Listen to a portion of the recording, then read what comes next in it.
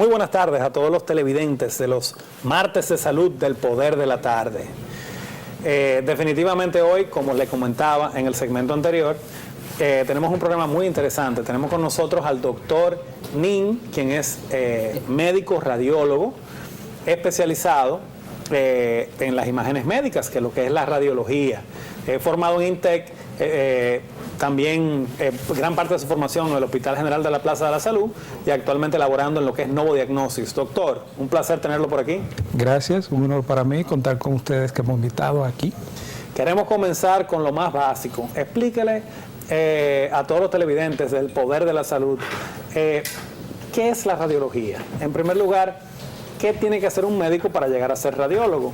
Y en segundo lugar, ¿en qué consiste esta especialidad? Ok, la radiología es una rama de la medicina que usa la tecnología para poder asistir en el diagnóstico de las complicaciones, de las enfermedades. Se basa principalmente en el uso ya conocido de los rayos X, la ecografía, tomografía, resonancia magnética, y hay más ramas que se van agregando, y algunas incluso usando esas tecnologías que van a pedir para poder ampliar el campo del diagnóstico.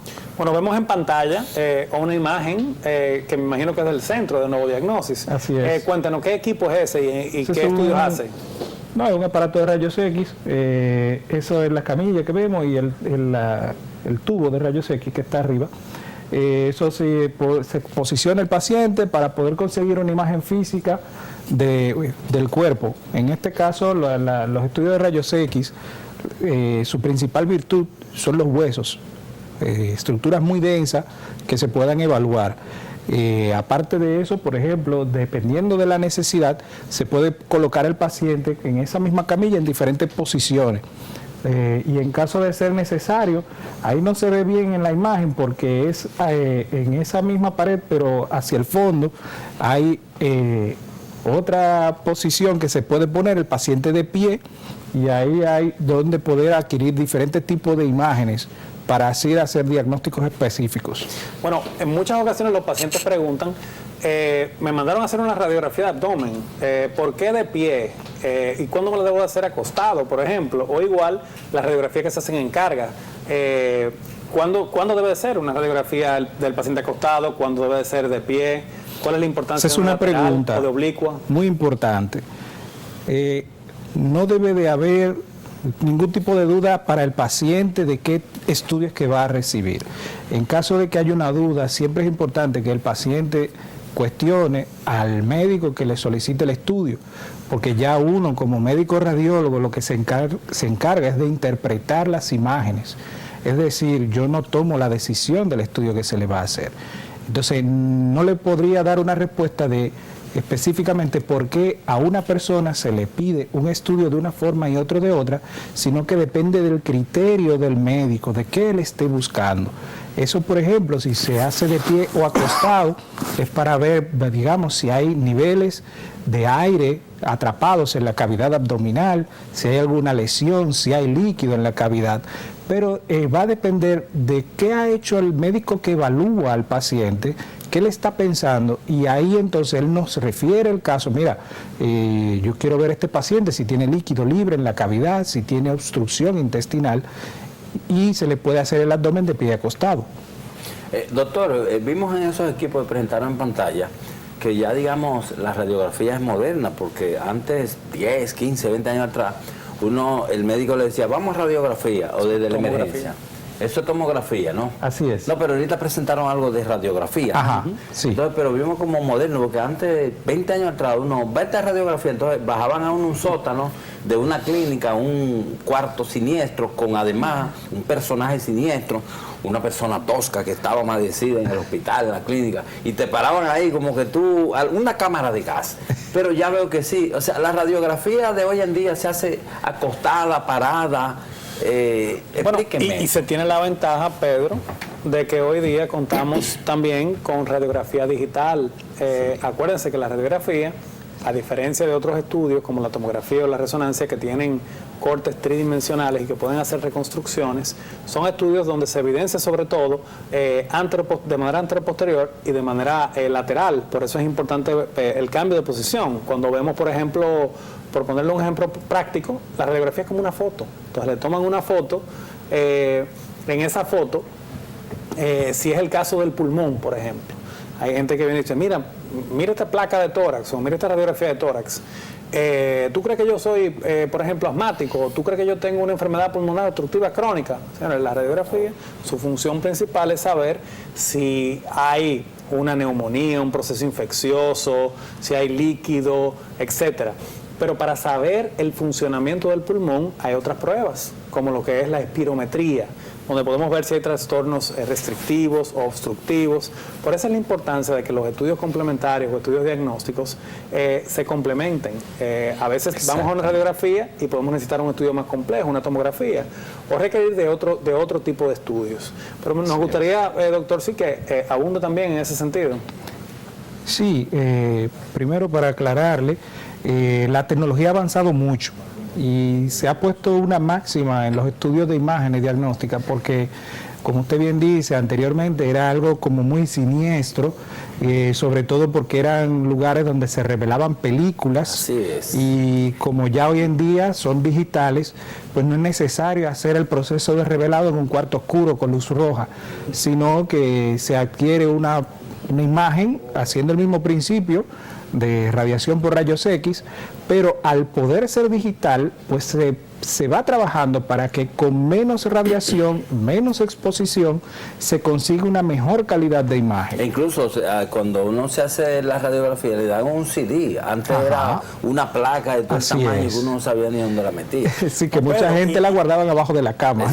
Y en adición al CD, también hoy día tenemos lo que son los portales médicos, donde el paciente puede acceder con un número de usuario, con un passcode o con una clave, y puede ver también no solo la imagen que se realiza en este momento, sino el historial de las diferentes imágenes que se realicen.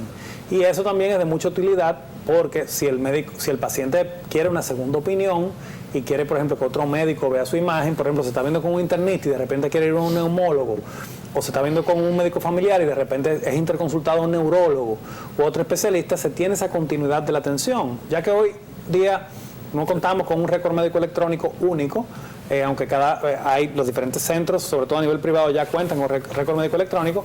Disponer de estos portales, tanto para información en sus pruebas de laboratorio, como lo tienen los principales laboratorios privados, de igual forma sucede con los centros diagnósticos y algunos hospitales que sí cuentan con esta herramienta que nos permite darle seguimiento a la atención.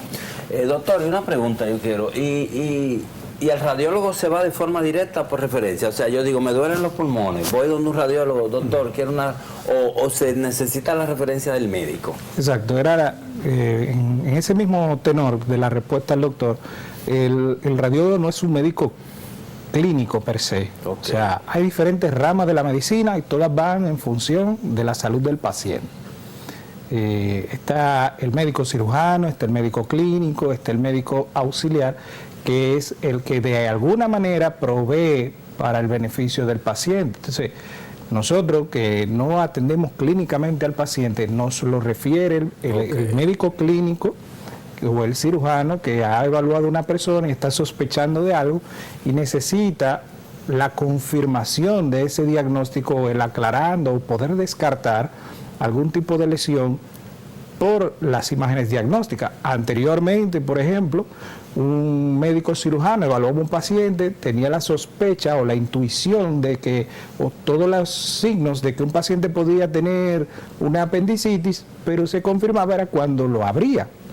O sea, había que abrir a la persona para ver literalmente el apéndice inflamado y ahí ya, confirmado, quitamos el apéndice y resolvemos.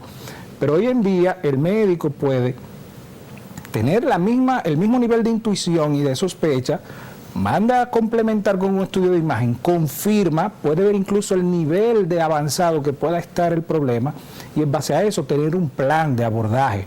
Antes, por ejemplo, a las personas le habría que hacerle una laparotomía exploratoria, que era que lo abrían completo para ver qué era lo que estaba pasando porque no sabían, sobre todo si eran personas inconscientes. Hoy en día tú le haces un escaneo y ya en base a eso tú sabes cuál es el problema y vas directo a él. Y el abordaje es menos traumático para el paciente, la resolución es más rápida para el paciente. La parte radiológica focaliza y evita costos, impacto en el paciente, digamos, no es lo mismo abrir para ver qué hay, a que usted ya tenga una previsualización. Exacto. Que conduzca a un diagnóstico certero. Y el grado de la lesión, porque, por ejemplo, antes pasaba que desarrollaron una técnica para hacer la cicatriz un poco más pequeña, vamos a decir, de la misma apendicitis, pero cuando entraban a la cavidad había infección, había pus, había líquido en cavidad y había que hacer lavado. Entonces había que reparar esta y abrir para hacer el lavado. Ya si se sabe que hay un problema o lo que sea, pues entonces se puede tomar el abordaje necesario para resolver ese problema. Ir a lo directo. Bueno, Pedro, yo creo que tú has dado el clavo con algo muy importante, y es que la medicina y la forma en que se aborda y se trata ha cambiado a lo largo de los años. Por supuesto. Antes el hincapié era hacer un diagnóstico. Hoy día nos basamos en una medicina preventiva. Exacto. Evitar que las personas se enfermen e inclusive determinando algunos factores de riesgo, ni siquiera una enfermedad en específico, ya poder tomar conducta y poder tomar lineamientos para tratar de evitar de que se desarrollen ciertas enfermedades. Otro tema, que es la prevención primaria también, cuando vemos los pacientes que ya son prehipertensos o prediabéticos, tomar medidas para que eviten desarrollar dichas patologías. Y con la parte de radiología y diagnóstica, se ha desarrollado un binomio muy poderoso entre los médicos facultativos y los médicos que hacen la evaluación médica del paciente, y estos equipos que nos permiten prevenir y también diagnosticar. Y dentro de esto vamos a tocar un tema un poquito más adelante, que son las evaluaciones preventivas, donde también juega un papel importantísimo el radiólogo. O sea que, Pedro, aclarándote, un paciente no puede ir directamente donde un radiólogo. No. El paciente va donde su médico familiar, su internista, su cardiólogo, su neurólogo o un médico quirúrgico. En medicina hay 4 grandes áreas de especialidad, de las cuales se desprenden las demás, que son medicina interna, pediatría, ginecología y cirugía. Y son las especialidades madres, y de esas especialidades se desprenden otras especialidades. Para, por ejemplo, un médico ser radiólogo, primero tiene que ser médico general, o sea que tiene que tener un conocimiento de estas 4 especialidades en primer lugar. Después tiene que hacer una pasantía. Después de ese proceso de pasantía tiene que estudiar imágenes médicas, y después que estudia radiología se puede subespecializar, porque hay muchísimas también subespecialidades dentro de la radiología que incluyen inclusive hasta intervencionismo por radiología. O sea que es una gran ventaja poder contar con un equipo colaborativo. Hoy no es un médico que es el director de orquesta, el que toca la batería, la guitarra y el que canta, sino que trabajamos en equipo, y eso es lo que permite que los pacientes se les brinde un abordaje integral, tomando el paciente como centro y pudiendo no solamente hacer un ejercicio diagnóstico, sino también preventivo. Doctor, y yo tengo entendido, yo soy periodista y le doy mucho seguimiento al tema de la salud. Okay. Y yo tengo entendido que yo tengo una convicción, y es que los médicos radiólogos y los neumólogos trazaron pauta en el combate al COVID. ¿Desde qué punto de vista? Desde el punto de vista de cuando la pandemia llegó al país y empezó a hacer estragos, que internaban a aquellos pacientes en el Ramón de Lara y demás.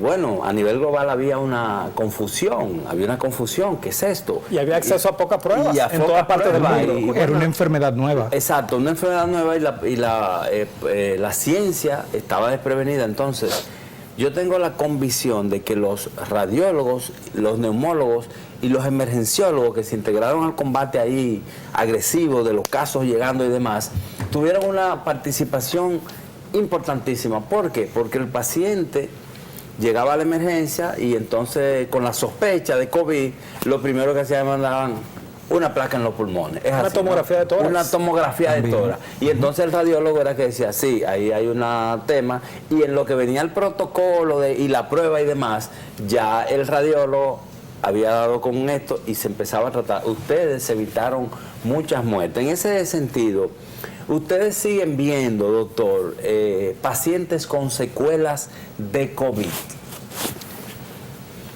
Con una menor incidencia que antes. Le puedo decir que, por ejemplo, de cada 10 tomografías llegó un momento que 9, si eran de tórax, tenían criterios de COVID por imágenes. A partir de que se empezó la vacunación, las personas empezaron a ir disminuyendo en su incidencia y ya hoy en día pues tal vez de 21 con sospecha. El hecho de que hay indicios por imágenes que te sugieran COVID no quiere decir que necesariamente sea que tenga el COVID, porque a veces, dependiendo de la severidad de la enfermedad que hizo el paciente, ya hay pacientes curados que no están positivos para la enfermedad, que siguen teniendo secuelas pulmonares del COVID. Entonces, por eso usted puede ver personas que incluso meses después, hasta 3 meses, pues siguen teniendo hallazgos, y no solamente en la tomografía. Hay otros estudios que se van haciendo de sangre, por ejemplo, están lo que son los dímeros D, que aún hemos tenido casos que aún 7 meses después de haber tenido la patología, siguen estando elevados. Y se le hacen evaluaciones también de imágenes complementarias, como son los estudios vasculares, y a ver si es que el paciente tiene algún proceso de trombosis. Y no tienen, es porque han tenido la patología del COVID. Wow, eso es muy importante. Doctor, ¿qué tal si abrimos los teléfonos? Yo creo que de gran importancia también lo que respecta a las pruebas de laboratorio. Utilizamos para ver la escala de severidad, en adición a lo que son las pruebas de imágenes, como el caso de la tomografía de tórax, como muy bien mencionó el doctor, el dímero D, que a veces se eleva en pacientes que tenemos sospecha de que puedan desarrollar un tromboembolismo pulmonar. Pero de igual forma también veíamos de que los pacientes se elevaban la ferritina, el fibrinógeno, que son otras pruebas que también nos hablan del perfil de coagulación del paciente, en adición a lo que es el TP, el TPT, INR, entre otras pruebas de coagulación.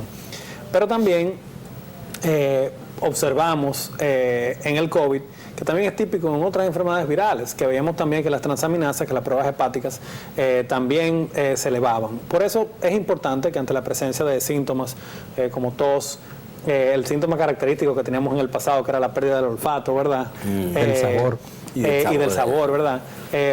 Pero hoy día, en la medida que han ido variando las cepas del COVID, en la medida que nos hemos ido vacunando y en la medida que hay personas que ya han tenido COVID, se presentan a veces formas más leves de la enfermedad o formas no tan típicas. Por eso es lo importante que ante la presencia de estos síntomas lo vea un profesional de la salud, porque también estamos viendo mucha coinfección, o sea, algunos pacientes que tienen COVID, pero que también cursan con influenza.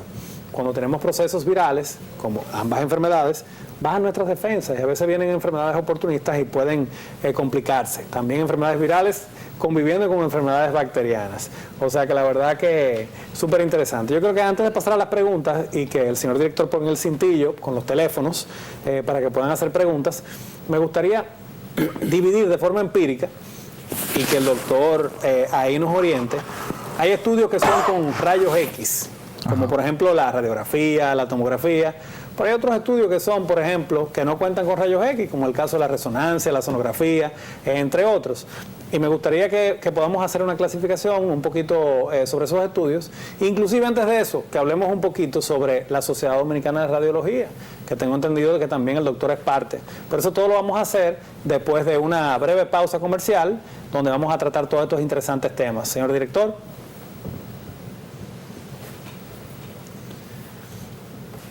Aquí hay un celular, ¿de quién es? Mío, lo que pasa es que está de camino.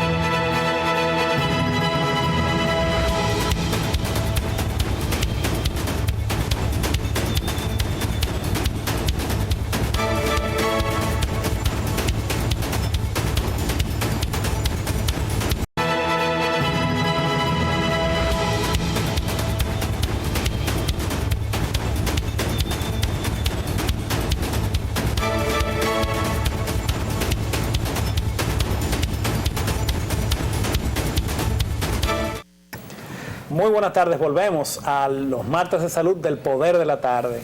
Nos quedamos en el segmento anterior con 3 cosas. La primera, que el señor director ágilmente iba a poner los teléfonos con un cintillo para que todos ustedes puedan llamar y hacer las preguntas cuando quieran.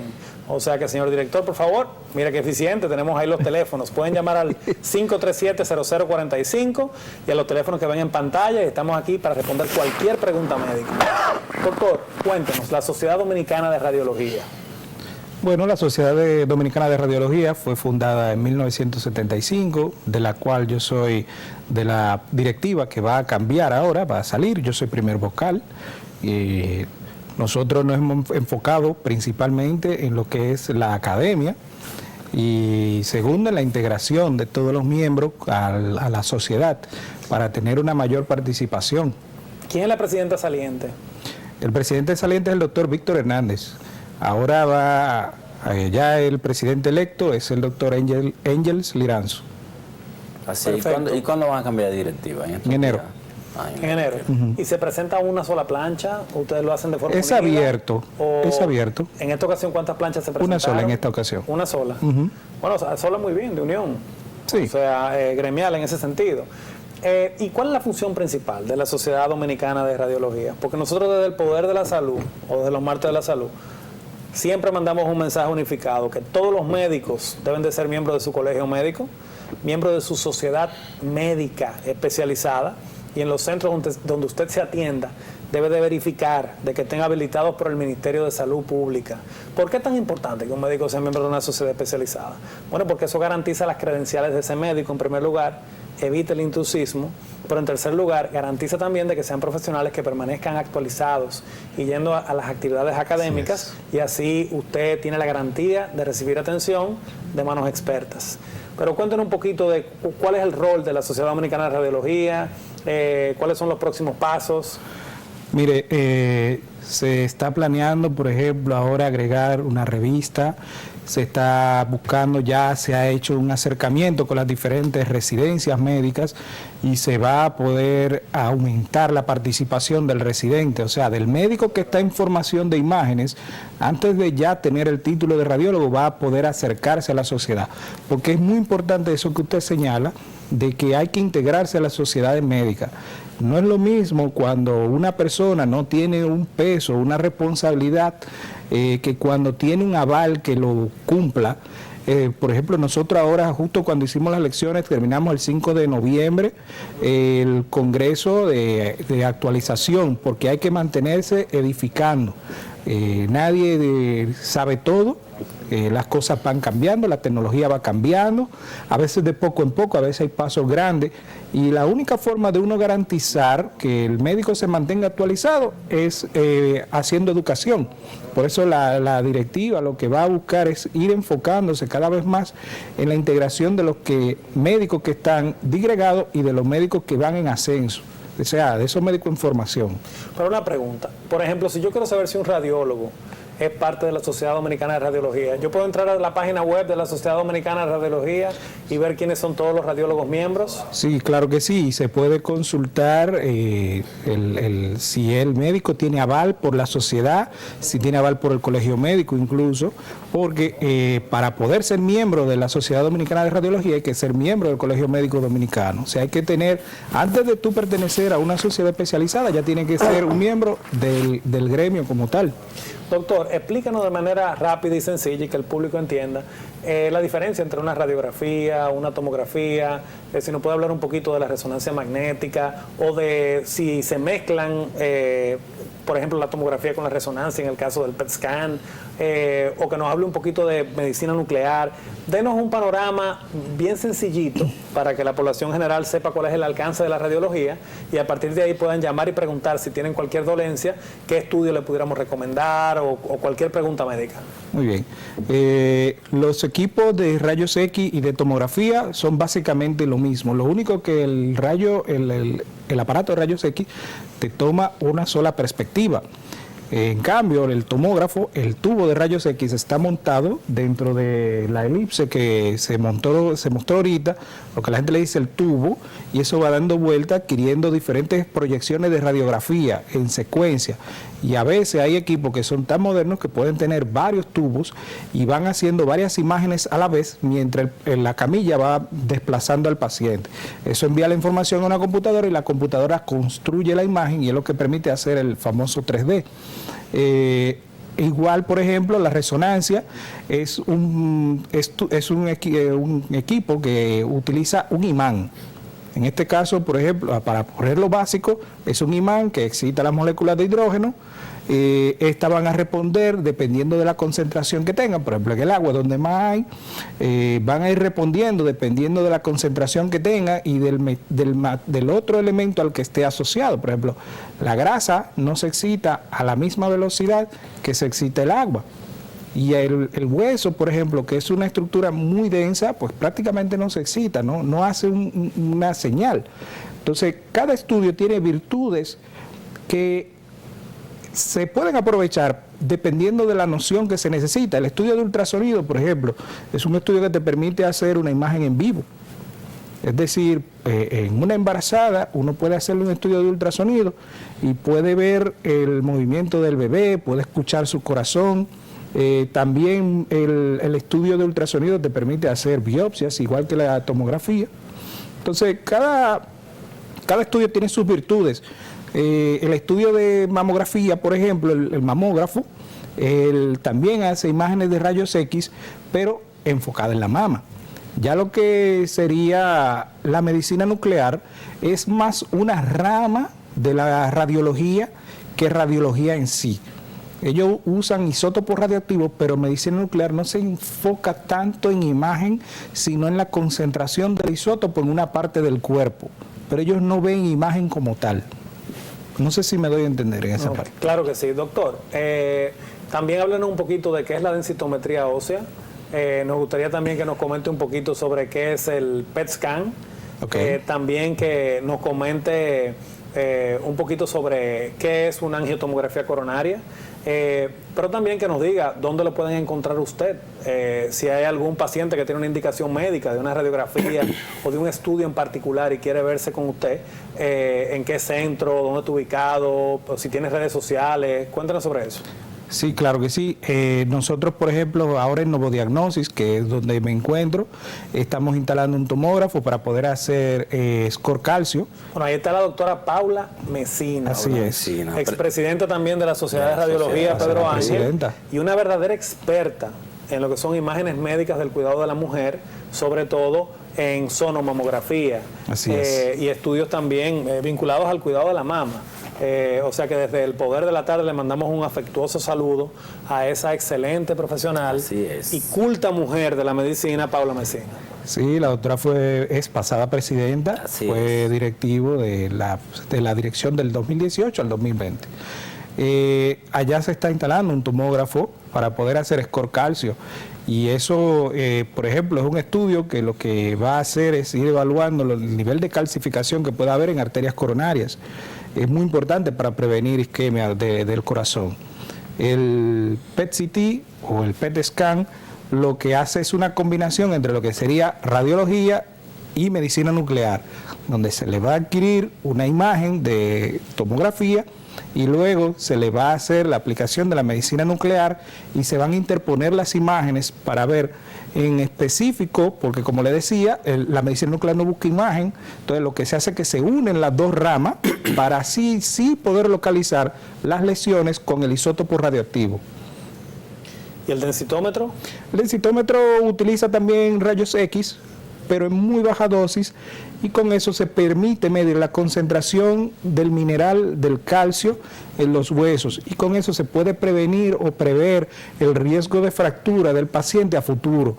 Tenemos que tener en cuenta que las personas, dependiendo de la dieta, de los factores de riesgo, de la edad, va a tener una mineralización ósea variada, pero siempre van a haber límites para poder así estimar si está en osteopenia, si está en osteoporosis, si tiene una densidad ósea normal, y eso va a poder hacer una información en cuanto a qué riesgo puede tener el paciente de fractura, si está en osteoporosis per se, si está en osteopenia, y la osteopenia se puede tratar para recuperarse, y así poder disminuir la evolución natural hacia la osteoporosis. ¿Y cómo ustedes detectan, perdón doctor, cómo ustedes detectan la osteopenia en esa desintometría ósea? ¿Qué variable, qué factores, qué señal le da? El aparato permite, como le digo, una de las propiedades de los rayos X es que atraviesa la materia. Okay. Entonces, para ponerlo sencillo, digamos que el aparato emite 10 unidades de rayos X, por ejemplo. Entonces, de esas 10, a la piel le atraviesan las mismas 10 y sigue adelante. Pero al hueso, que es una estructura más fuerte, más densa, contactan 5 de las 10, se quedan atrapadas y no pasan el hueso. El hueso, ok. Pero entre más débil, menos concentración de calcio tiene el hueso, pues más cantidad de rayos X va atravesando el hueso. Ok. Bueno, tenemos una llamada en línea. Su pregunta, por favor. Sí, bueno. Estoy mirando el programa. Aló. Le Adelante. escuchamos, por favor, su pregunta. Gracias por llamar. Sí, mire, a mí yo sufro de esto, que un sangrado todos los años, desde los, Adelante, le escuchamos. sí. No sé. Haga su pregunta, por favor, y baja el televisor. Me tiene sangrado. Entonces, desde 95 años, yo tengo 52 años. Sí, yo estoy hablando, pero no. Le escuchamos. Baja el televisor y continúe su pregunta. ¿El sangrado es dónde? Un sangrado y cuando hablo de relaciones sexuales. Me está sangrado. Todos los años me viene, cada año me viene sangrado. Voy al urologo, a mí me urologo. Desde los 15 años estoy en el 52 años. Ahora el urologo me mandó a hacer un PET-scan. Y quiero saber con eso que se resuelve a ver si sabe un problema que se tiene todos los años. Porque todos los años hay problema ahí. Eso es. Entonces, el último urologo me ayuda a otro. Desde los 27 años estoy viendo y no resuelve el problema. Sería De acuerdo, bueno, muchas gracias por su pregunta. En primer lugar, las causas del sangrado, me imagino que será, ¿verdad?, a través de la uretra, del pene, pueden ser muchas. Pueden ser traumáticas, pueden ser por fricción, pueden ser por problemas también relacionados también a trastornos, ya sea del pene o de la vejiga o renales, entre otros, inclusive hasta vinculados a procesos de infección de transmisión sexual, muchísimos otros. Entonces, me imagino que si le indicaron un PET scan, quieren simplemente descartar a través de un scan completo que no hay ninguna lesión secundaria. A veces se hacen rastreos tumorales con la idea de ver si con medios diagnósticos convencionales no se ha visualizado una lesión y el problema persiste y no se ha identificado una causa. Una recomendación sensata también es que pida una segunda opinión médica. Claro. Aunque usted cuente ya con un urólogo que sea bueno y que sea de confianza, si tiene tantos años con este problema y no le han dado la causa ni un tratamiento efectivo, es importante de que valore pedir una segunda opinión médica. Tenemos una segunda llamada. Su pregunta, por favor.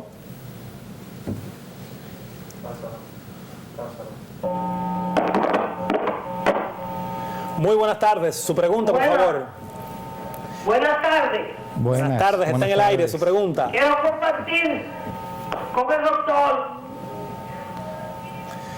Está en el aire. Cuéntenos. Yo quiero hacer una pregunta, doctor. ¿Puedo hacérsela? Claro que sí. Adelante. Pregunte. Haga su pregunta. Ajá. Doctor, a mí me salió en un estudio que yo tengo un desgaste en la masa ósea. Yo quiero saber qué es la masa ósea y si eso duele. Una pregunta. Justamente estábamos abordando ese tema y la masa ósea es un término coloquial de la concentración de calcio en el hueso. Nuestros huesos están hechos principalmente de calcio.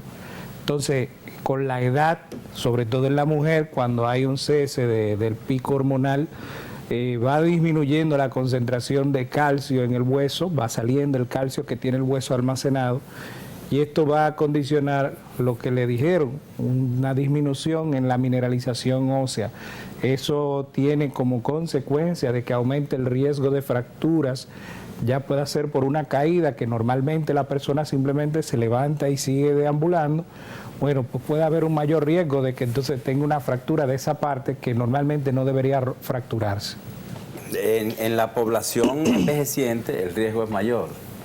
Bueno, Ahí como lo tenemos podemos una observar en las Ajá. imágenes que pueden ver, un hueso, por ejemplo, sano, que tiene una buena densidad ósea, y uno que tiene una densidad ya presentando lo que vemos como osteopenia, Así es. osteoporosis, entre otros, pero por eso es la importancia del estudio, como mencionaba el doctor, de hacerse una densitometría ósea, pero también de saber cómo están sus niveles en sangre de vitamina D, porque el calcio, para ayudar a que se absorba, se requiere de vitamina D. Si tiene algún problema en ese sentido, lo ideal es que la pueda valorar un endocrinólogo, que son quienes manejan la osteopenia y la osteoporosis, aunque también si está asociado ya a una fractura, pudiera verse con un ortopeda o un reumatólogo. Sí, doctor, usted explicaba ahorita de cómo en la desintometría ósea se puede detectar la osteopenia, que es el desgaste y demás, pero vamos a una pregunta que nos entra. Adelante con su pregunta. ¡Aló! Le escuchamos, Saludos, le su escuchamos. pregunta, baja el televisor. Baja el televisor, Miguel. Baja el televisor. ¡Aló! Su pregunta. Mire, yo siempre voy a diagnóstico, hay que me hacen mucho estudio. Hace más desde antes de cuando estaban pobres. Y me cae la columna desviada y 2 discos gastados de la lumbar. 2 discos. De acuerdo. Esa desviación de la columna se llama escoliosis. Y el tema de que los discos se desgasten es algo común y también propio de la edad. Sin embargo, es importante de que le evalúe un ortopeda súper especialista en la espalda, en la columna. Pero para ver bien, vamos a conversar con el radiólogo y saber cuáles son los estudios que él recomendaría en este caso. Sí, siempre es importante que en el caso de una sospecha de desgaste se puede hacer de manera inicial la tomografía y en caso de ser necesario una resonancia magnética de la columna, porque con que se puede evaluar incluso problemas que tengan los discos, que los discos son como unas pequeñas gelatinas que están entre las vértebras, que son los huesos de la columna, y antes de incluso tener la lesión per se, la herniación de ese disco hacia el espacio de la médula, uno puede ver cómo se va comportando, porque a veces hay signos por imágenes que te permiten prever una hernia discal para así poder recomendar al paciente, como es la deshidratación de los discos intervertebrales. Doctor, por aquí me preguntan 3 cosas rapiditas. Una, ¿qué es una electromiografía? Por aquí me preguntan, ¿qué es un Doppler arterial y venoso? Mire, la electromiografía es una evaluación que se hace donde se evalúa la conducción eléctrica a través de las extremidades, por ejemplo, o de la parte del cuerpo que se quiere evaluar para ver qué tan eficiente llega la señal. Por ejemplo, nuestro cerebro, nuestro organismo, para emitir una señal y hacer un movimiento es con una pequeña descarga eléctrica. Entonces la electromiografía lo que hace es eso. Ese tipo de evaluación la hacen principalmente los neurólogos y lo que hace es una evaluación de qué tan la velocidad y la eficiencia con la que va la señal eléctrica del cerebro hacia la extremidad. Bueno, el director ha puesto una muy buena imagen en pantalla, donde podemos observar, ¿verdad?, la realización de una electromiografía. Así es. El estudio Doppler, entonces ese estudio es un estudio de imagen que lo que hace es evaluar la eficiencia con la que va viajando la sangre. En este caso puede ser a través de las arterias o de las venas. Si es a través de las arterias, entonces el estudio lo que hace es ver si hay alguna placa que obstruya, si hay alguna dilatación aneurismática, incluso los aneurismas se pueden ver a través de este estudio. Se puede ver si hay algo que impide, incluso los tumores pueden hacer metástasis y localizarse dentro de la luz de los vasos sanguíneos y así ir disminuyendo el aporte de sangre que le puede llegar a una parte del cuerpo. También en el caso de las venas es muy importante porque con el estilo de vida que se lleva hoy en día, pues las personas son más sedentarias, es decir, una persona trabaja mayormente una jornada de oficina y no se mueve mucho y al estar estático entonces disminuye el retorno venoso, la sangre de los pies hacia el cuerpo para ir al corazón y luego que se vuelva a oxigenar. Nuestro corazón empuja la sangre, pero es a través de las arterias, no de las venas. Las venas tienen unas válvulas que evitan que la sangre se devuelva, van ascendiendo, pero estas pueden fallar. Y con el estudio Doppler se puede investigar para ver si hay un fallo en la circulación. Eso es en el caso de las extremidades, pero se puede hacer del hígado, de los riñones, se puede hacer de los testículos, hasta del embarazo se pueden hacer estudios Doppler para evaluar la placenta, el feto. Doctor, ¿y podografía qué es eso? Eso supongo que es una radiografía de los pies, según el nombre. Podografía, ¿qué es eso? No. Nosotros Digo, se hace radiografía de los pies, sí, pero la podografía como tal, no. ¿Qué es una podografía? Es un estudio donde se evalúa la forma que pueda tener el pie. Nosotros ayudamos al médico, por ejemplo, al podólogo, para ver si hay caso de pie plano, un hallux valgus, que es el famoso juanete, pero hay más tipos de evaluaciones que si se van haciendo dependiendo, porque la idea es que todos tengamos una pisada fisiológica para que así el cuerpo no pueda verse lesionado. A veces hay personas que por nacimiento tienen algún tipo de pisada errada. Bueno, pues son de los pies. Tenemos una llamada, adelante con su pregunta. Bueno, pues, tenemos una llamada, adelante con su pregunta. Sí, buenas tardes. Muy buenas tardes. Hola. Baja el televisor y pregunte, si es tan amable. Sí, adelante con su pregunta, aquí estamos. Sí, buenas tardes. A su orden. Saludos. A mí me dio el COVID hace 2 años y 5 meses. Yo he recuperado alrededor de un 25% de sabor y olor. Para mí ha sido muy difícil porque estuve en manos de un infectólogo y mi coagulación de sangre, según el infectólogo, estuvo en unos 3.830. Según él me dice que yo tomaba mucho limón con un agua caliente, miel y aspirina, de las normales. Me dice dale gracias primero a Dios y después a la aspirina. Sobre eso, lo malo es que él, cuando me manda a hacer los exámenes, o sea, los análisis, que lo ve, cuando lo ve, lo cierra y es que me pregunta qué estaba tomando, ¿ok? Pero ya cuando él se viaje, me dice, haga su vida normal. Pero él no me dice nada. Yo entiendo que a todo el que estaba con el COVID y que tenía esos problemas, pues le daban una receta, le daban, ¿verdad? Para que tomaran medicamentos, pero él no me indicó nada, ninguna indicación. Ahora, eso me produjo lo que fue infectarme el colon, la circulación, se me reventaron la pierna, los oídos, tuve mucho problema. ¿Qué usted me diría sobre eso? Más, ahora mismo lo peor es el olor y el sabor. Buenas. En primer lugar, desde el punto de vista clínico, voy a arrancar yo y luego le doy la palabra también al doctor desde el punto de vista de radiología, ya que es una pregunta clínica. En primer lugar, el COVID tiene muchas potenciales secuelas que van en el orden de la afección, como usted bien menciona, del nervio olfatorio, lo que le permite oler, ¿verdad? De los nervios gustativos también, lo que le permiten o percibir lo que es el sabor, pero también desde el orden neurológico, trastornos de la memoria, hemos visto también trastornos de la coagulación, cardiovasculares, entre otros. No todos los pacientes que han tenido COVID se le pone una receta posterior a que ya hayan atravesado los síntomas de la enfermedad y los signos de la enfermedad, sino los casos deben de individualizarse.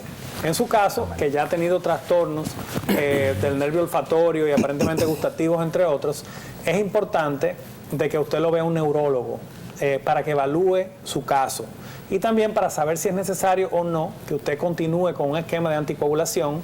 Sería de gran importancia ver no solamente el dímero D, que es lo que usted menciona que estuvo muy elevado, sino también ver cómo está su TP, su TPT, sus plaquetas, su hemograma completo y un perfil de coagulación. Y con estos hallazgos pudiera verse ya sea con un hematólogo o con un internista. O sea que de primera base pudiera verse con un internista para ver tanto y poder recomendar los estudios diagnósticos que debe de hacerse y dependiendo de sus factores de riesgo, si es un paciente diabético, si es hipertenso, si tiene insuficiencia venosa o no, son cosas que tomamos en consideración. Los pacientes que tienen un dímero D tan elevado, casualmente estábamos hablando de eso ahora mismo, el Doppler, que me permite ver cómo están las arterias y las venas, tanto de miembros inferiores como a nivel de carótida. O sea que esas serían nuestras recomendaciones iniciales. Doctor, ¿usted tiene algo que agregar? Sí, mire, el problema con esta enfermedad es que ha roto todos los paradigmas. Los dímeros D anteriormente se consideran, bueno, todavía se consideran parte de los reactantes de fase aguda. Se supone que son una serie de evaluaciones que se hacen que se elevan de manera aguda, es decir, una semana, unos días, y luego van descendiendo poco a poco. Pero mire el señor que por meses se elevó los dímeros D. Entonces ahí viene se ha roto un paradigma y se ha hecho incluso investigaciones de imágenes para ver qué tipo de abordaje uno puede esperar. Cada persona es diferente, cada caso es diferente y dependiendo de la magnitud es que se debe de hacer la recomendación o no de algún tratamiento para el hogar. Porque a todo el que le ha dado COVID no necesariamente hay que despacharlo para la casa con un tratamiento per se. Ya va a depender de las secuelas y de las consideraciones que tenga el médico. A veces hay condiciones que van a ir recuperándose poco a poco, pero esto es algo tan nuevo que todos estamos aprendiendo. Entonces siempre es bueno que se vaya un acercamiento con los médicos de la mano. Doctor, ¿y la gamografía ósea? Nos preguntan por aquí por WhatsApp, ¿qué es? Mira, como le decía al principio, la radiología es amplia y hay muchas ramitas que se van separando. Entonces, así como, por ejemplo, se sale de nosotros lo que es la medicina nuclear, la gamografía es de la radioterapia. Entonces, es una rama de la medicina, es una rama que se asocia con la radiología, pero no hace imágenes. ¿Cómo así? O sea que está vinculada a lo que es la medicina nuclear para el tratamiento de forma específica y en muchas veces la gamografía se le coloca al paciente un elemento un isótopo radioactivo que permite visualizar los huesos y sobre todo si hay un paciente, por ejemplo, que tenga cáncer de algún tipo, el de próstata, para decirte algo, que tiene mucha predilección cuando migra o cuando hace metástasis a hueso, parte del escrutinio en estos pacientes, ya cuando se tiene un reporte por biopsia histopatológico, es hacer una gamografía para ver si este cáncer ha migrado hacia los huesos. Doctor, nos quedan 2 minutos y queremos que usted haga una reflexión final de algún punto que para usted sea importante. Si quiere agregar algo sobre esto y cualquier mensaje final. Sí, también, por ejemplo, como es una rama vecina, se complementa. Por ejemplo, uno identifica una lesión, se le hace un estudio a un paciente, se identifica una lesión. Y esa lesión puede tener metástasis. Entonces, pues se usa la gamografía para ver si está en una parte específica del cuerpo, porque se le da la radiación, el elemento radioactivo, el radioisótopo. Entonces, se le hace la imagen, se le hace el estudio y se puede ver dónde puede haber lesiones secundarias, pero no es de radiología para un diagnóstico por imagen. Entonces, lo primero, que los radiólogos estamos para servir al paciente, estamos para ir de la mano con los médicos que hacen las evaluaciones clínicas, las evaluaciones quirúrgicas y así poder guiar para un mejor tratamiento, para un mejor diagnóstico y una mejor evolución del paciente. Nosotros estamos siempre disponibles para darle la mano al médico y no hay una mejor satisfacción que cuando tú puedes identificar el problema de un paciente porque ya tú sabes que eso va a ir encaminado. Lamentablemente no todos los pacientes tienen una feliz resolución, pero estamos para hacer el trabajo. Nosotros nos enfocamos siempre en el diagnóstico temprano, hay que prevenir, lo principal es hacer la prevención de las enfermedades. La medicina hoy en día no es curarte la enfermedad, sino evitar que te dé la enfermedad. Por eso se enfoca mucho, sobre todo en lo que es el diagnóstico preventivo, para que no sea cuando ya esté la enfermedad instalada que se trate de curar, sino evitar que te dé esa enfermedad. Bueno, doctor, muchísimas gracias por su tiempo y por su participación en el Poder de la Tarde. Muy elocuente, el doctor, un profesional joven, muy capaz. Y un mensaje final desde el Poder de la Tarde, y es que realícese una evaluación médica preventiva. Un chequeo médico a tiempo puede salvar su vida. Claro. Y si le quedó alguna duda, alguna información de salud que sea importante para usted, váyase a resumendesalud.net, el medio digital que tiene toda la información médica actualizada. Hasta un próximo martes de salud.